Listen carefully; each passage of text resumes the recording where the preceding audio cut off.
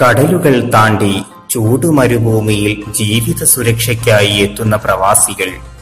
ഇവർ കേരളവും UAEയും തമ്മിൽ ബന്ധം പുലർത്തുന്നതിൽ എത്രമാത്രം കൈകോർത്തിരിക്കുന്നു എന്ന് നമുക്കിവിടെ പരിശോധിക്കാം.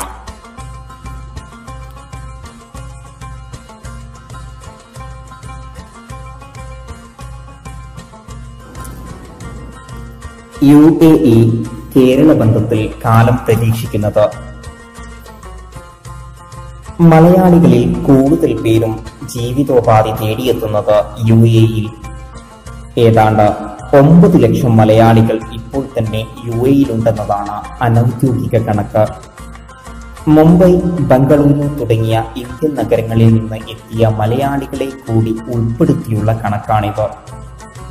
ആഗോള സാമ്പത്തിക മാന്ദ്യത്തിന്റെ ഭാഗമായി ഗൾഫിൽ സാധ്യതകൾ കുറഞ്ഞിട്ടുണ്ടെങ്കിലും ആളുകളുടെ താൽപര്യത്തിന് ഭംഗം വന്നിട്ടില്ല. ഏതെങ്കിലും വിധത്തിൽ ഗൾഫിൽ, വിശേഷിച്ച് UAEയിൽ എത്തിപ്പെടണമെന്ന് ആഗ്രഹിക്കുന്നവർ ഏറെ. കേരളവും UAEയും വലിയ പാരസ്പര്യമുണ്ടെന്നതാണ് കാരണം. മണിക്കൂറുകൾ ഇടവിട്ട് കേരളത്തിലേക്ക് തിരിച്ചും വിമാനങ്ങളുണ്ടെന്നതും സൗകര്യമാണ്. എന്തൊക്കെ പറഞ്ഞാലും UAE സ്വദേശികൾക്ക് മലയാളികളോടുള്ള മതിപ്പ് കൂടിയിട്ടുണ്ട്. മലയാളികൾ ഏറെക്കുറെ സംസ്കാര സമ്പന്നരും അധ്വാനശീലരുമാണെന്ന് ഇപ്പോഴും അവർ വിശ്വസിക്കുന്നു.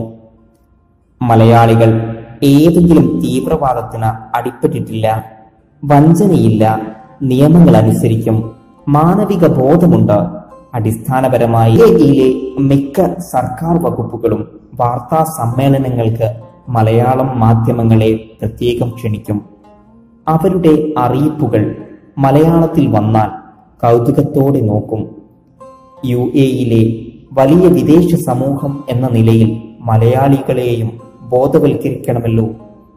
ഇത് കണ്ടറിഞ്ഞു കേരളത്തിലെ മാധ്യമങ്ങളും ഉണർന്നു പ്രവർത്തിക്കുന്നു. മിക്ക പത്രങ്ങൾക്കും എഡിഷനായി, ചാനലുകൾക്ക് ബ്യൂറോകളായി, റേഡിയോ സ്റ്റേഷനുകൾ നിരവധി. സാമൂഹിക മാധ്യമങ്ങളിലെ മലയാളം ട്രോളുകൾ ആസ്വദിക്കുന്ന ധാരാളം അറബികളുണ്ട്. UAEയിൽ തൊഴിലവസരങ്ങൾ ഇനിയുമുണ്ടാകും. വേൾഡ് എക്സ്പോ 2020 മുന്നോടിയായി ദുബായിൽ ധാരാളം നിർമ്മാണ പ്രവർത്തനങ്ങൾ ആരംഭിച്ചിട്ടുണ്ട്. അതിന് കനത്ത മാനവ വിഭവശേഷി അനിവാര്യമാണ്. സാങ്കേതിക വിദഗ്ധരിലാണ് തൊഴിൽദാതാക്കളുടെ നോട്ടം. ദുബായ് വേൾഡ് എക്സ്പോ ഒരു ഉദാഹരണം മാത്രം. ഇത്തരം അവസരങ്ങൾ കവർന്നെടുക്കാൻ മലയാളികൾ ഒരുക്കം നടത്തണം. മറുവശത്ത് മികച്ച ആളുകളെ കണ്ടെത്താൻ UAE നിയമം കർശനമാക്കിയത് കാണാതിരുന്നുകൂടാ. നാട്ടിൽ നിന്ന് പുതുതായി വരുന്നവർ സ്വഭാവ സാക്ഷ്യപത്രം കൊണ്ടുവരണമെന്നത് ഒരു പുതിയ നിയമം. കേരള ഭരണകൂടം ഉണർന്നു പ്രവർത്തിച്ചു. എല്ലാ പോലീസ് സ്റ്റേഷനുകളിലും ഇതിന് സൗകര്യമൊരുക്കി. അപേക്ഷാ ഫീസ് 1000 നിന്ന് 500 കുറച്ചു. ലോകത്ത് ഇത്രയും വേഗത്തിൽ UAE നിബന്ധനയോട് പ്രതികരിച്ചത് കേരളമാണ്. കേരളത്തിലുള്ള UAE നയതന്ത്ര കാര്യാലയം ആവശ്യമായ പിന്തുണ നൽകി. അതേസമയം UAE ആവശ്യപ്പെടുന്ന യോഗ്യതകൾ എന്തൊക്കെയെന്ന് തിരിച്ചറിയാൻ ഉദ്യോഗാർത്ഥികൾ തയ്യാറാകണം. പരിശീലനം നേടണം. എങ്കിൽ കാര്യങ്ങൾ എളുപ്പമായി. അത്യാവശ്യം അറബി, ഇംഗ്ലീഷ് പരിജ്ഞാനം കൂടിയുണ്ടെങ്കിൽ കാര്യങ്ങൾ ഉചിതം. ഇന്ത്യ UAE വാണിജ്യ വ്യവസായ സാംസ്കാരിക ബന്ധം മെച്ചപ്പെടുന്നത് ഏറെ ഗുണകരമാക്കുക കേരളത്തിനാണ്. ലോകത്തിൽ തന്നെ വൻകിട തുറമുഖ നടത്തിപ്പുകാരായ DP World ഇന്ത്യയിൽ നദീജല പാതകൾ വികസിപ്പിക്കാൻ നിക്ഷേപത്തിന് തയ്യാറായിട്ടുണ്ട്. കോവളം മുതൽ കാസർഗോഡ് വരെ ജലപാത നിർമ്മിക്കാൻ കേരളം പദ്ധതിയിട്ടതാണ്. 2020 മുമ്പ് പൂർത്തിയാക്കണമെന്നാണ് കേരളം ആഗ്രഹിക്കുന്നത്. കൊച്ചി, കണ്ണൂർ വിമാനത്താവളങ്ങളുമായി ബന്ധിപ്പിക്കുമെന്നതിനാൽ ചരക്കു ഗതാഗതം എളുപ്പമാകും.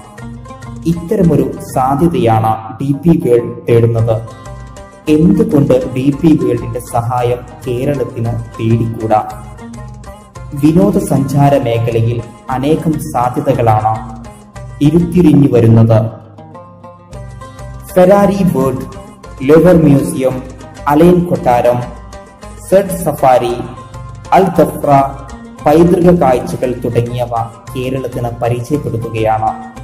പദൂവിയൻ ജീവിത രീതികളും കരകൗശല വിദ്യകളും അറിയാൻ അവസരമൊരുക്കും. എല്ലാം കൊണ്ടും UAE കേരള ബന്ധത്തിന് നല്ല കാലമാണ്. UAE രാഷ്ട്രപിതാവ് ഷെയ്ഖ് സായിദ് ബിൻ സുൽത്താൻ അൽ നഹ്യാന്റെ കാഴ്ചപ്പാടുകൾ വ്യാപകമായി പ്രതിഫലിക്കുന്ന സായിദ് വർഷാചരണം കേരളത്തിലും ഉണ്ടാകണമെന്ന് ആഗ്രഹിക്കുന്നവരിൽ തെറ്റില്ല. MM യൂസുഫ് അലിയെ പോലെ ഷെയ്ഖ് സായിദിന്റെ പരിഗണന ലഭിച്ചവർ മുന്നോട്ടിറങ്ങുമെന്ന് പ്രതീക്ഷിക്കുക.